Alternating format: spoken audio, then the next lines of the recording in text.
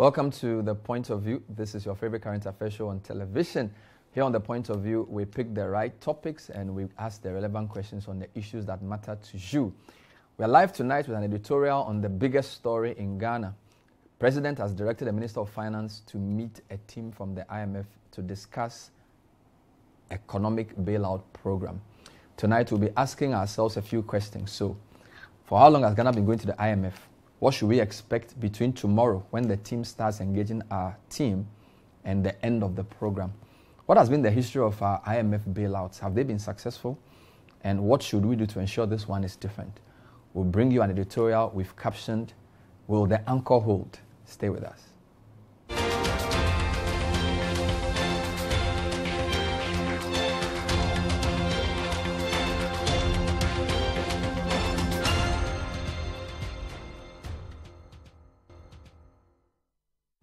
Welcome back. So tonight on the show, we're trying to take you on a quick journey down memory lane. Ghana has been to the IMF 17 times. This will be our 18th time. But this has been very controversial because the build-up to this has been very, very mixed. The government had tried to introduce the e-levy and had said that we either go for e-levy or we go for IMF. It turns out we are going for both. So tonight we'll be asking, what really does the IMF do for countries that are broke? What actually leads countries to IMF? We'll also tell you what the recent history of our IMF bailouts have been like. Have they been successful? And then we'll end by proposing a few important structural changes that must happen for this IMF program to be different. We'll take your comments as well. We're live. So let's start with the question of what leads countries to IMF. The president asked the finance minister to meet a team from the IMF. He did that on Friday. Team is coming on Tuesday. If you're watching this in the afternoon, they probably are already in town. There are four main reasons why countries go for IMF support or bailout. The most important is what they call balance of payment imbalances. Essentially means you're not raising enough money domestically and externally, and you're struggling to pay your debts. So that's the second position. Your deficits are high, your debt to GDP ratios are going too fast up. There could also be external shocks, and I'll tell you more about that in the historical analysis I will do. But some things can happen. For example, there could be a major lower demand for your exports like cocoa or gold. You can't sell what you produce, so that's an external shock. Or there could be a war, or there could be a pandemic. Natural disasters can also lead to bailouts. The IMF was set up in the 1940s. One of the two institutions called Bretton Woods, set up after the World War to try and regulate the international financial system. It has 190 countries. Every country has a role and a benefit from this. So Ghana has gone to the IMF 17 times. In terms of records, we are the third highest visitor to the IMF for bailout packages. That is very, very interesting. So we are tied with about three other countries, Sierra Leone, Mali, and Ghana. The country that has gone to the IMF the most times is George Weah's Liberia. They've gone there 21 times. Kenya has gone there 19 times. And Ghana has gone there 17 times. Equal number of times with Mali and Sierra Leone. All right. Now, as of today, the fourth day of July, how many countries are on an IMF program? Now, because there are so many countries which are members of IMF, the issue of being on an IMF program is a very important term of art. So you can go for a number of facilities. There are about 5 in all. But the two that are of critical interest to us are what we call the extended facility, extended fund facility, and then there's the extended credit facility. Now, these are the countries, as we speak, which are on this type of support. Now, you can call it bailout or support. Argentina, the African countries here are 6. Cameroon, Equatorial Guinea, Ethiopia, Gabon, Kenya, and Seychelles. The list for countries on the extended credit facility, however, is much bigger. There are about 21 in all, of which 18 are African. Look closely at this map. The countries in blue are already with the IMF looking for help. So you have about 18 African countries already on IMF programs. And the blue are the credit facility ones. We've been on that before. I'll tell you something about the blue countries. You see, they are mostly Sahelian at the top and Central Africa. If you divided Africa into 5, north, south, east, west, and central, the poorest part of Africa is Central Africa. It shouldn't be surprising, therefore, that a lot of the countries in your map are in Central Africa. Sahel has been suffering from drought and conflict. So from Mali to Niger to Chad to Sudan, excessive dry weather, a lot of conflict. It shouldn't be surprising. Ghana is going to join that very, very obnoxious list. So that Ghana you see in gray is going to join either the blue or the orange. The orange are not that many. That's the extended fund facility. Mostly 3 to 4 year programs. Côte d'Ivoire is not on an IMF program. Although all of us are members of IMF, Côte d'Ivoire just finished an Article 4 consultation, and they have not applied yet for a bailout or support, as was erroneously said by the information minister this morning. So this is for your knowledge. 6 countries are on an extended fund facility, 18 on extended credit facility. These are the countries. So these programs essentially support balance of payment. When your country is consistently unable to raise enough money to either pay its debts, pay its salaries, or keep things running, that's what you have. So you have Sahelian countries, a lot of Central African countries, and a couple, Madagascar and Mozambique. So there is some pattern to this. And if you look at the non-African countries as well, so go back to the previous chart, let me just show this quickly. Non-African countries undergoing an extended IMF program. Ecuador in Central or South America. Moldova is near Russia. Pakistan, Jordan, Suriname, and then Argentina. Argentina has had historical problems of debt. And then Costa Rica and Central America. Most of the other countries are African. Go to the other list of those who are on an extended credit. That's a bigger list. And you have all kinds of countries, almost all of them African countries, with the exception of Moldova, with the exception of Nepal and Afghanistan. So this is not really great company to be in.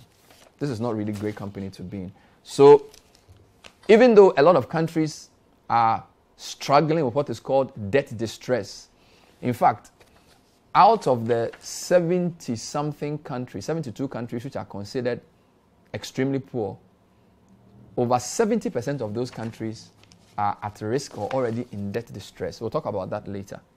But that's an important point to note. So globally, countries are dealing with debt because the nature of debt is changing. 20 years ago, most countries' debt was to what is called Paris Club members. And then there were a few private banks. So these were multilateral loans you would take from IMF, World Bank, and some of these other institutions. They called it IBRD. These days, a lot of countries have gone to the bond market. They are borrowing from private bondholders who don't really care whether you can pay or not so long as you will take the money. And that has made debt servicing very precarious. That's one of the big issues the World Bank faces, as well as the IMF.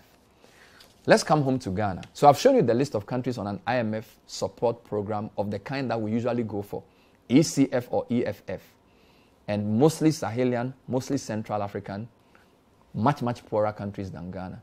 But Ghana's visits to the IMF have been very frequent, which suggests that either there are some deep-seated structural problems with us, or we just don't know how to manage our economy well.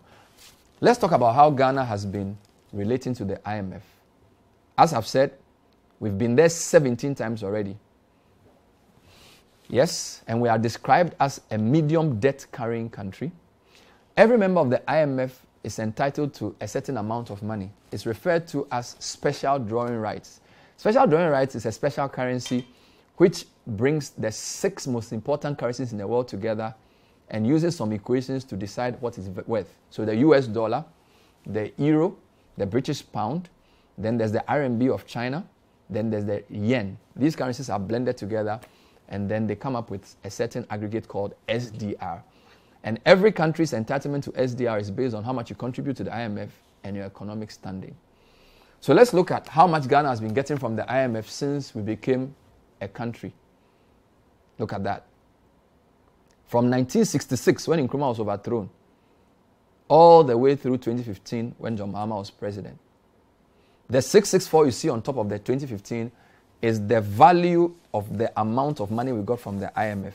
It's referred to as special drawing rights. To make it easy for you, SDR is about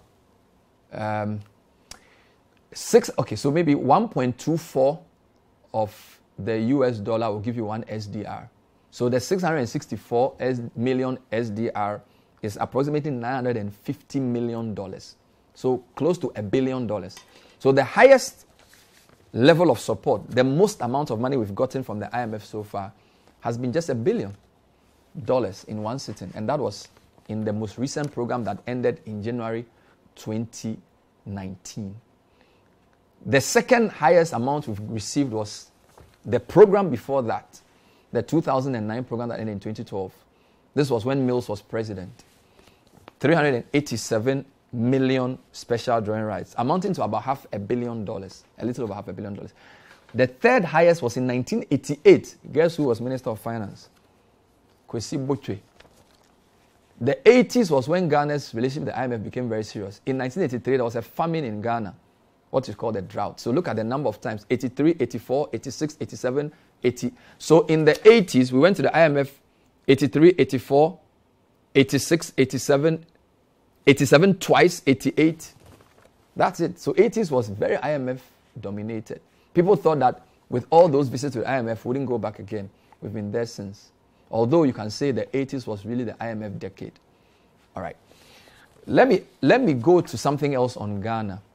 And I'll come back to that slide. I'll show you. So it tells you that one of the most important reasons why we've gone for the IMF has been that in addition to our balance of payment problems and our deficit problems, it's also been a question of debt.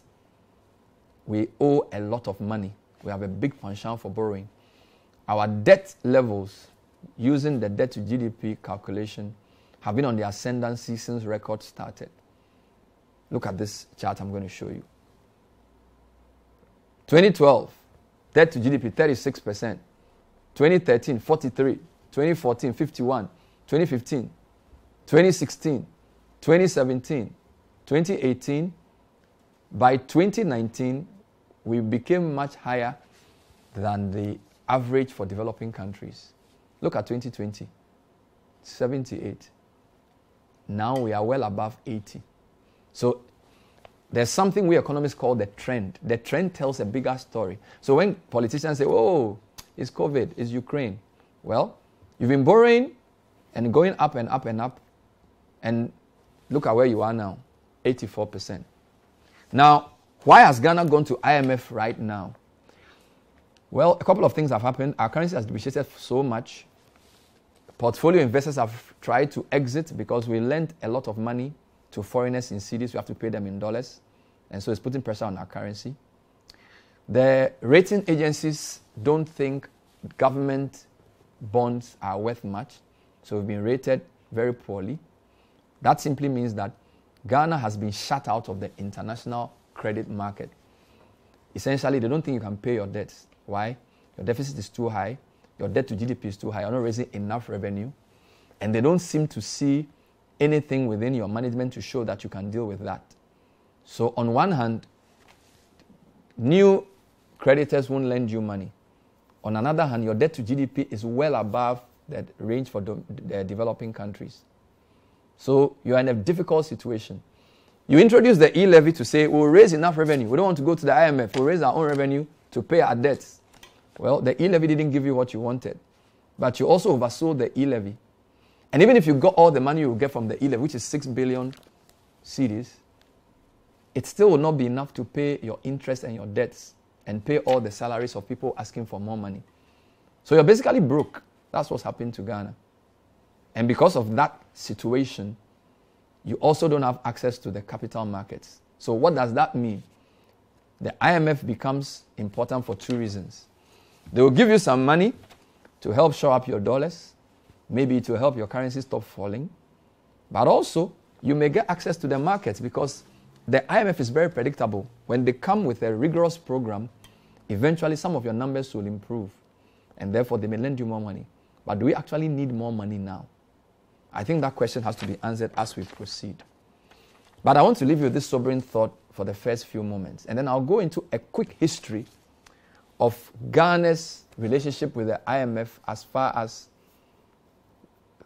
bailouts is concerned. I don't want to go too much into history. So what I want to do is to start from the last year of Rawlings. And then I'll bring you into what we are today. So, of course, in 1999, we extended the program we had been on from the mid-90s. At the time, the Minister of Finance was Mr. Kwame Pepra. Typically, when the IMF comes to town, they will meet the president, they will meet the vice president, who typically is the head of the community management team.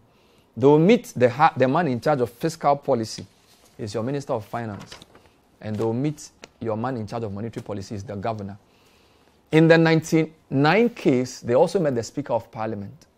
So you can say these are Ghana's principal officers as far as the IMF is concerned. They also meet a lot of technocrats. But this is under Rawlings. Rawlings is last year. In 1999, a lot of things happened. Gold prices fell, cocoa prices fell. Ghana's major revenues come from those two exports. So this is what you call an external shock. So Ghana couldn't raise enough money. Yet our debts were piling up and demands were going up. There was a lot of agitations on campuses, cost sharing. People say don't pay VAT, kumi prekun. Very, very interesting times in Ghana. Okay. Now, what we want to do is to ask ourselves, with our last 4 visits to the IMF, have they actually helped solve our problems or worsen the problem? We chose 4 parameters. We chose 4 economic indicators, and we compared across the 4 most recent visits to the IMF. So for this 14th program, we ask ourselves, how well did economic growth do after the program? How well did inflation do after the program? How well did debt to GDP do after the program? And how well did our exchange rate do after the program? These are the 4 questions we asked. Because there are a myriad of reasons why we go for each specific program, we just chose these 4. Because in the 99 example, we went to the IMF as an extension of a previous facility because, as I said, we had external shocks, we had challenges. Our debt to GDP actually increased slightly after the program. Our inflation also rose after the program from nearly 5% to nearly 8%. Our growth rate, you can say, didn't really change much. It's just 2%. And our exchange rate deteriorated. So when President Kufuor came into office, even though we were on an IMF program, the major indicators of success for an IMF program all did not succeed. Indeed, the deficit actually widened. So this IMF program didn't really work, right? So by the time Yao Safo-Mafu took over as finance minister in 2001, Ghana was in a very difficult position, which is why President Kufuor agreed for Ghana to go HIPIC. We're a highly indebted, poor country. The numbers were very clear. I recall a lot of people were saying, Ghana is not a poor country. We are rich in Jesus' name. Well, you don't use just faith declarations to run a country. So, look at the exchange rate deterioration. Almost 237%. Terrible. Which is not surprising why Kufuor did reach domination. So look at the dots. The red dots tell you things were bad. The green dot tells you things improved. So for the 14th IMF program, you can say it did not really work based on the stark numbers. It's not surprising, therefore, that when President Kufuor came into office, he opted for Ghana to go HIPIC. Who were the principal economic actors under Kufuor's government? Well, you have the president himself. You had the senior minister, J.H. Mensah, who happens to be the brother-in-law of the president. Then you had the governor, Dr. Paul Akwa, highly respected, former IMF official himself. And then, of course, you had the finance minister, Yao Safo-Mafu, an engineer trained at KNUST. So those were the 4 principal officers. You could say that the convention of making the vice president of EMT may not have been that necessarily pronounced under Kufuor's government. But we can also say Aliyu Mahama was there, right? But look at the change in our fundamentals after HIPIC. So this is the 2003 to 2006 IMF program. This is Kufuor, first term into second term. Almost everything did better. So there was a positive outcome for our debt to GDP. It fell drastically because at the time a lot of our debt was to Paris Club members these institutions that were multilateral lenders. So our debt to GDP did very well. Our economic growth rate didn't do that great, but at least inflation also came down and the exchange rate also stabilized. So you could say the first Kufuor IMF foray was a success, particularly on the debt to GDP front. I wanted to just show you quickly the debt to GDP reduced from 78% to 18.5%. That's incredible. 78.5% in 2003. This is the first term of Kufuor, third year into his administration. By 2006, when Yaw Mafu handed over to Kojo Banredu, debt to GDP had dropped from 78% to 18.5%. Incredible. Inflation has also reduced massively from 29.8% to 7.8%. So two of the leading indicators. So quite clearly, the HIPC was a success. Growth rate 5.2 to 4.8. The 6 of one, half a dozen of the other, you could say, hasn't changed much. Exchange rate as well, 0.87, 0.92, quite stable. So you could say that HIPC was a success, right?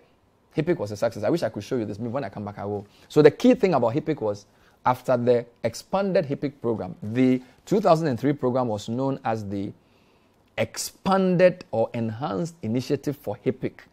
The main issue was debt restructuring. That was the target. So you can say, even though the 1999 to 2002 IMF program was not much of a success, the 2003 to 2006 was a phenomenal success. Because your debt to GDP, look at it, from almost 80% to 18%. Of course, it was a special program. Ghana joined the HIPC. There you have it. Incredible. Inflation, from 30 to below 10, single digit. Right? So by the time Kojo Banredu was overseeing the last end of that program, you could say Ghana looked really, really good. Now, take note of 1999 into 2000. Take note of 2003 into 2006. This was the first election that Ghana's deficit did not increase. Because prior to that, 96, deficit balloons. 2000, deficit balloons. 2004, deficit was well managed. So under this is probably our best IMF program. Probably. Looking at the debt to GDP numbers. But it was a special program, HIPC. In fact, this program that I'm referring to right now is called the Poverty Reduction and Growth Facility under Enhanced HIPC. And the amount of money we got wasn't that much. We got SDR of 184 million, which is probably around $250 million. So far, so good. We'll take a breather. When we come back, I'll discuss briefly the two most recent forays to the IMF in terms of the outcomes. This is the first Mills IMF one, and then Mahama. Then later on, we'll tell you what is different about Ghana's situation now, the complications that we face with our current situation, what we expect to happen, how long the negotiations will take, and whether this program will succeed or not. All of that coming up next. It's an editorial on the point of view. The question we are asking, will the IMF anchor hold? So far, we've shown you 1999 to 2002. We don't think it was a success based on the numbers. 2003 to 2006, it was successful, largely. We'll tell you more when we come back. Send us your comments. We'll be right back.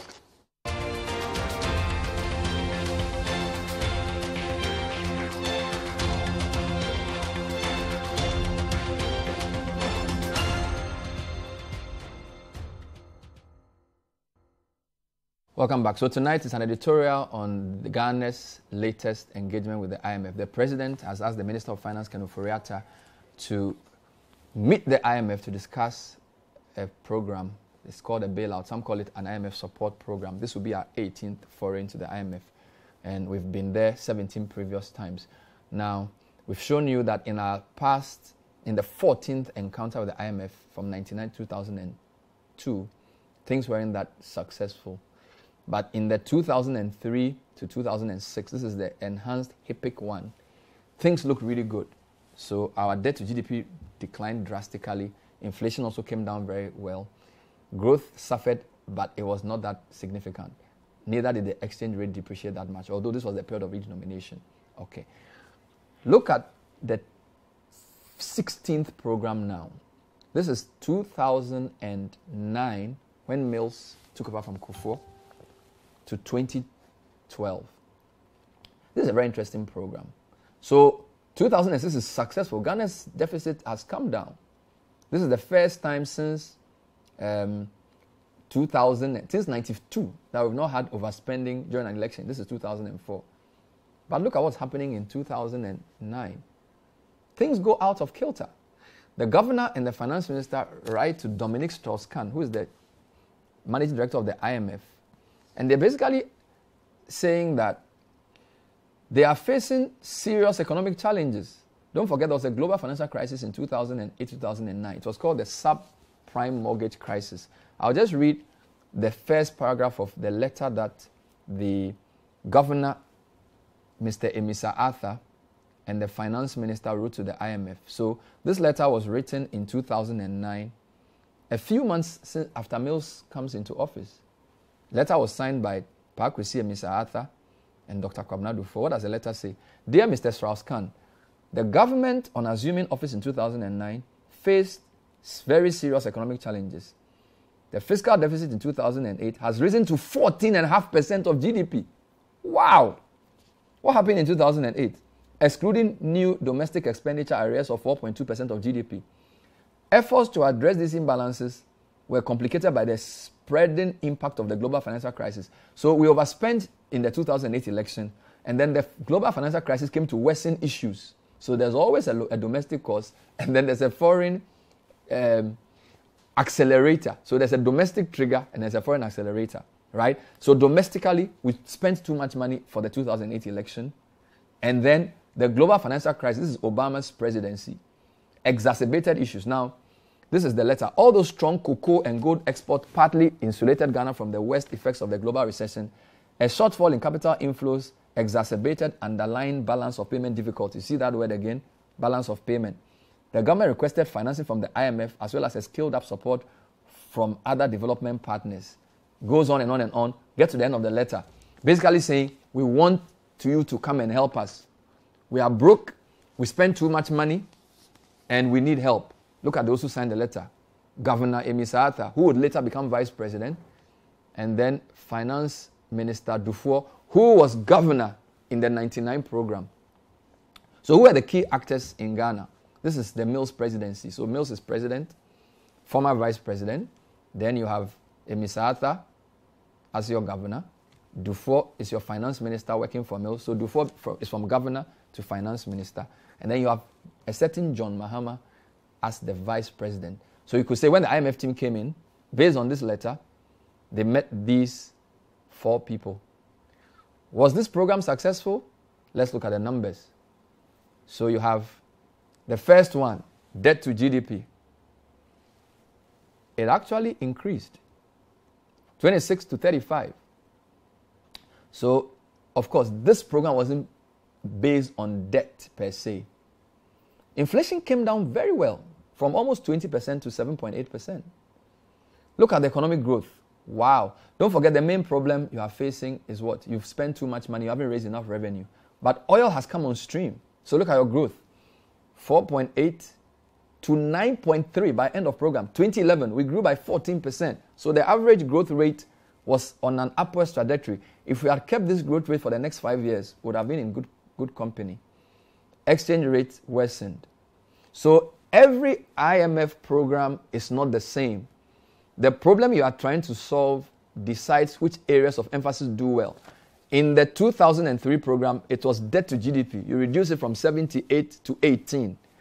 In the 2009 program, it's a different problem. It's not a debt problem you are trying to solve.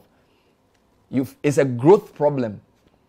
The world financial crisis has wiped out your reserves. So you need to strengthen. Luckily for us, we went into oil. So look at what we got. Inflation came down from double digit to single digit under Dufour's leadership. Growth doubles. Exchange rate deteriorates. But the exchange rate story has been the same. But look at debt to GDP. It's worsened. So we accumulated more debt. So even with all the growth, we're still borrowing So you could say this was fairly successful. The deficit also came down pretty strongly. So from that 12% and above, it came to below 10. So your deficit also reduced. So again, you can say this program was reasonably successful. All right? What were some of the programs they introduced? They introduced energy sector reforms.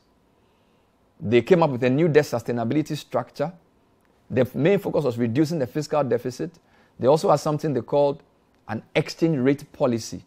And then, of course, the structural fiscal reforms. Mind you, the previous program under Safo-Mafo, one of the things they introduced was the deregulation of petroleum.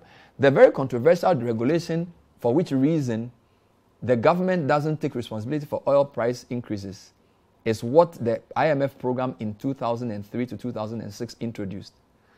They also restructured the cocoa sector, and they were strongly interested in selling some SOEs. So some of the IMF policies are interesting. For the 2003 program, they really did the deregulation. They sold some state-owned companies. They wanted to privatize GCB really, really badly. The government didn't want to do that. And then they also restructured the cocoa sector. But for this program, energy sector reform was key. And then, of course, there was the issue of debt sustainability strategy. The amount of money received was 387 million SDR, which is pretty decent. If you go to the chart I showed you earlier, it's around $500 million. So that's a lot of money. Okay.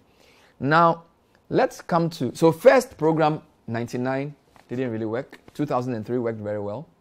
This program also seems to have worked very well. Let's look at the most recent program.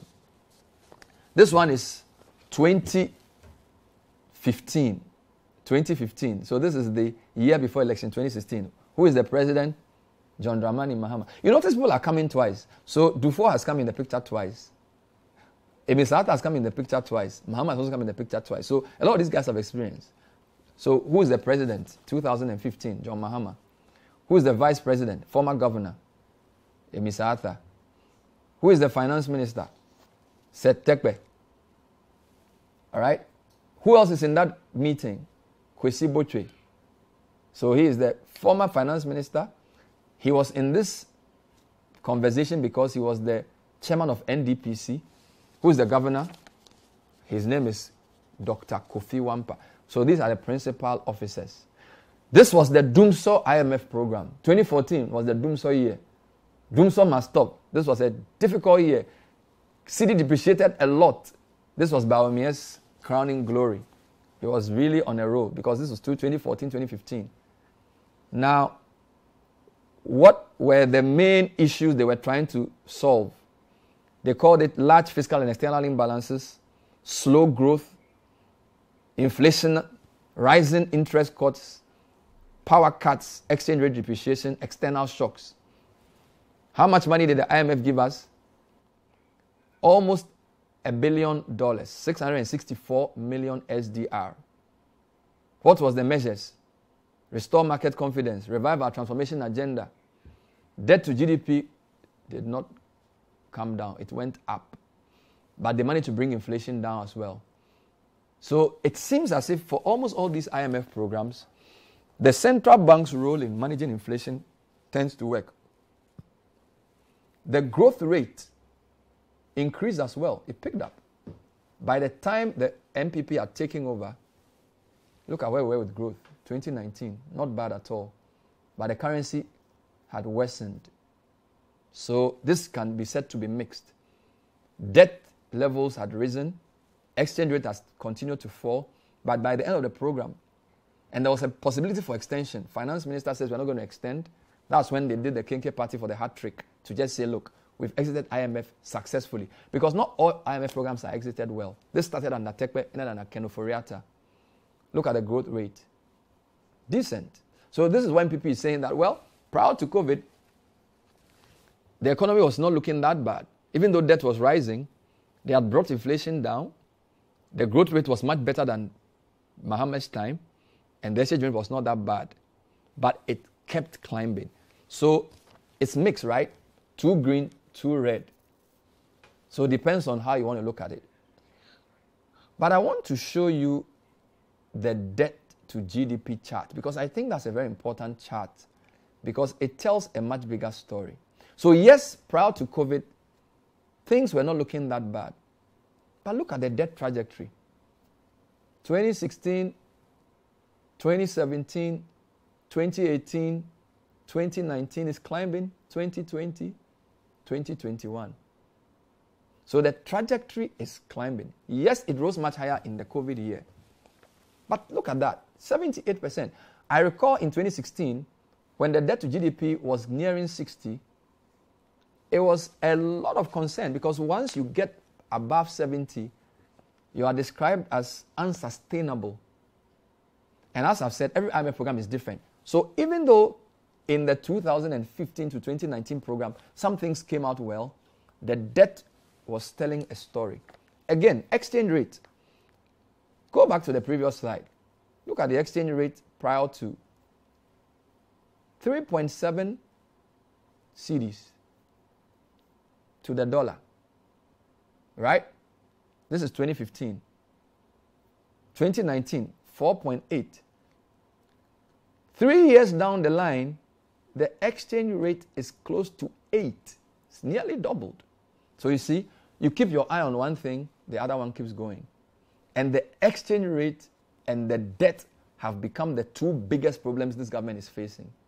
The debt to GDP is unsustainable. Now Ghana is considered to be likely to have debt distress. And the exchange rate, which really is one of the drivers of the inflation rate, is getting much, much worse. So these are the issues. Some of the programs successful. A lot of them, the outcomes have been mixed. What were we trying to do with this one? We wanted to stabilize the economy.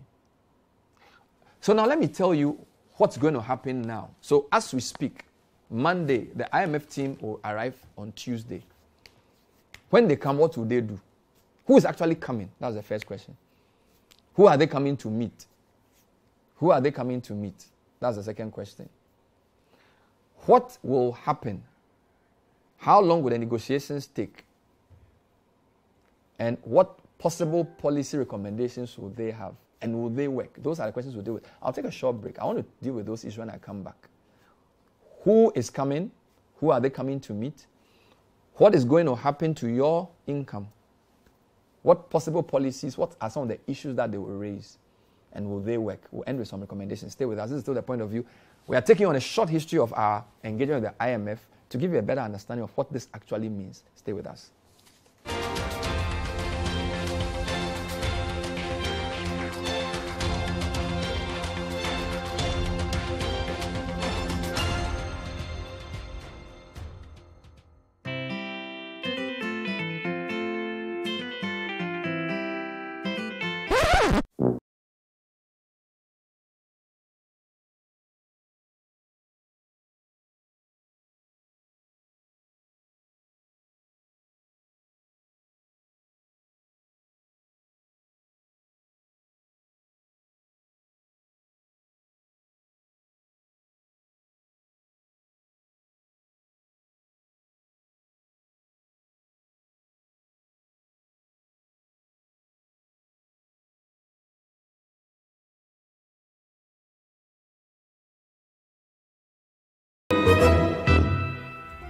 Creamy Plus is a fully skimmed evaporated milk.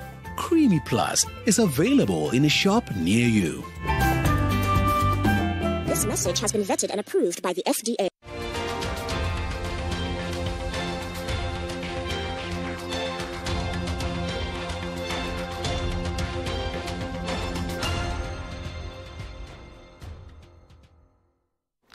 Welcome back to the point of view. So what's going to happen? So let me show you the principal officers of government who the team will meet when they come.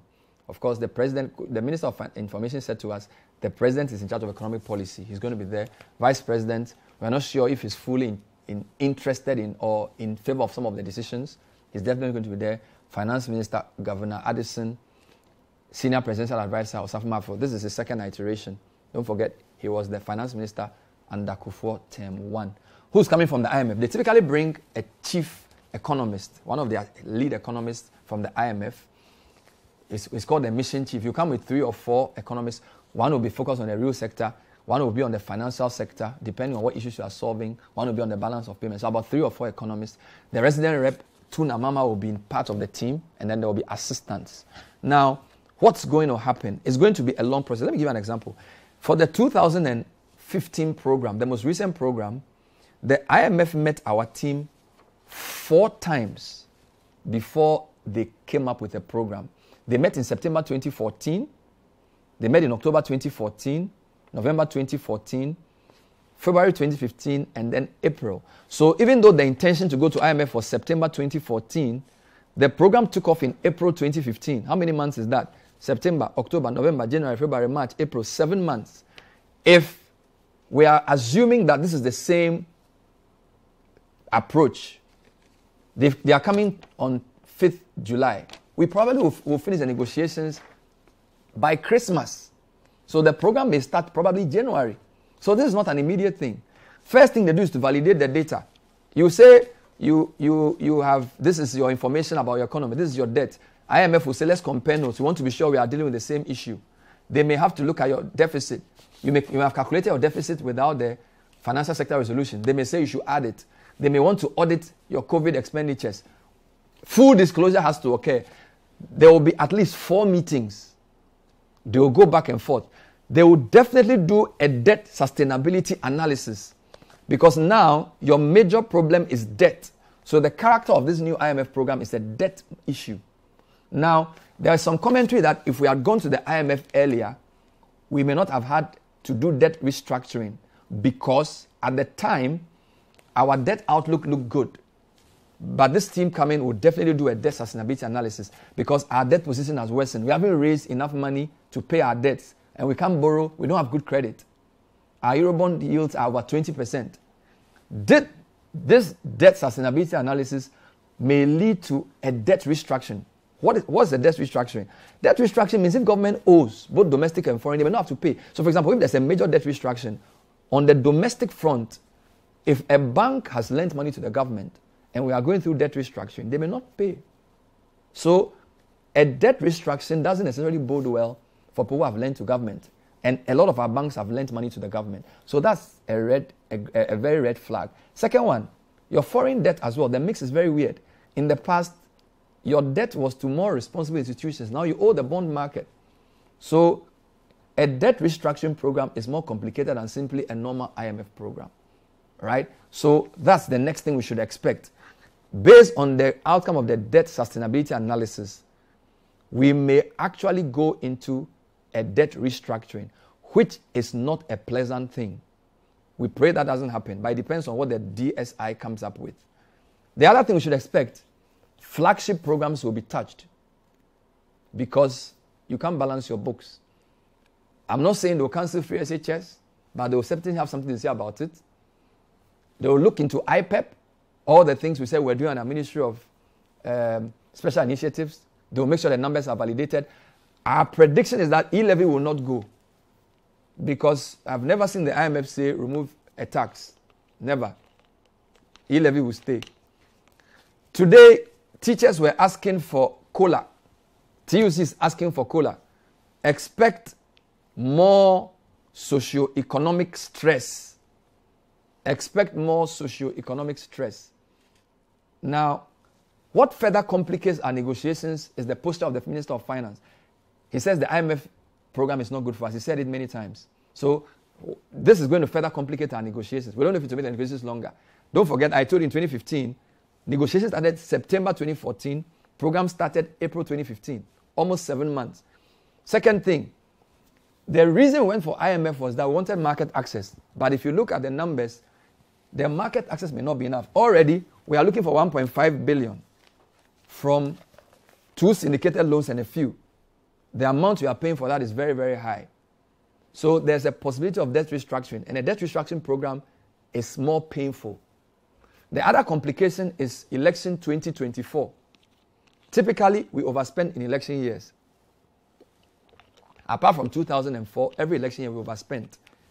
If you're in the throes of an IMF program in an election year, and you don't adhere to the policy prescriptions, the program may terminate the monies they release are tied to you meeting certain conditions. So if you are going to get, assuming $2 billion, they may break it into 4 tranches. First tranche, you get to a certain point. Second tranche is released. So definitely, we have a complicated situation with us. It's not looking very straightforward at all. And it depends on really how Ghana wants to play this. And it depends on the kind of numbers IMF wants to work with. So the program itself may take probably 6 months to begin. It will typically be at least 3 years. So if we start the program in January 2023, that's 2024, 2025, well into whoever is president after Nana Akufo-Addo. So things are looking very interesting. What are our concluding recommendations? We think that we've gotten here because of the politicking that we have associated with the whole IMF discussion. A lot of MPP officials will not go to IMF. We've managed the economy well. We've heard all of them talk about it. I think the honorable thing to do is to say to Ghanaians, we made a mistake, right? Because you told us you are either going for e-levy or IMF. And from the agitations of TUC and all the teachers, we know IMF means squeezing some of our salaries. But you've given us both. You've given us e-levy and IMF in the same year. I think the honorable thing to do is to say, you know what? Things didn't pan out the way we expected. We are sorry. That gives you some credibility back. Number 2, the length of the program will span another government, whether it's the same MPP or whether it's NDC or whoever is going to win. You can't approach this decision alone because it's certainly going to cross the election. The sensible thing to do is to reach out to the opposition to get parliament to work, because one of the reasons why we are struggling is that a lot of the international people don't even think the government can pass some of its things through parliament. The way parliament is very tough. I think the leadership must find a way of reaching out to the opposition. Whichever means they will use, we don't know. Social partners, civil society today held a major press conference. We saw Njoka Beno and his guys. They are going on strike. TUC are not happy. They also want to hit the streets or do something. They are not very happy with the situation we have. So we could well have more strikes on our hand. Government must reach out to social partners. It's very, very important. Then we have to do responsible politics, because some of the commentary of Dr. Bawumia, the commentary of some of the ministers, really polluted the atmosphere. Imagine going to meet the IMF to have a discussion when you've sort of said so many bad things about the previous government going there. I think the government should take the lead in responsible politics for both government and opposition. Those in opposition must also be responsible, because we are seeing a lot of the words used biting. Somebody says, you must be careful how you serve your words because you'll be forced to eat them. All the things that were said about going to IMF have come back to haunt us. But I think the most important point we are making today is that if you look at our trajectory, for the past 17 economic cycles, we've gone to the IMF. It tells you what we are going through is not seasonal or cyclical, it's structural. It means that whether it's MPP, NDC, CPP, or JVC, if we don't transform the economy structurally, when my beard gets white, we'll still be at the IMF. That's the issue. And there are many definitions of lunacy. Doing the same thing the same way and expecting a different result. So my charge to our political leaders, particularly the government, is whatever we do with this last IMF program, if it will be our last, structural transformation must be the goal. That means we can't be hewers of wood and drawers of water forever. We must add value to our exports.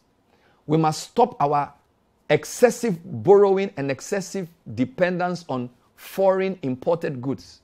We must take import substitution more seriously. Grow what you eat what you grow. Stop spending $300 million importing rice and obroni wau. If you do that, you will save precious cedis. Your economy will be in your hands. Portfolio investors cannot manipulate you. And Big Brother IMF, even though you'll still be a member, they can't tell you what to do. So this is the real problem for Ghana. It's a call for structural transformation. And we have to come together to get it done. I hope this has made sense. Will the anchor hold? It depends on how we play it. We pray our leaders get it right. Thank you for watching tonight's edition of The Point of View. My name is Bernard Avle. Thanks to the team for helping put it together. The business dashboard is next. We'll be with you next time. Bye-bye.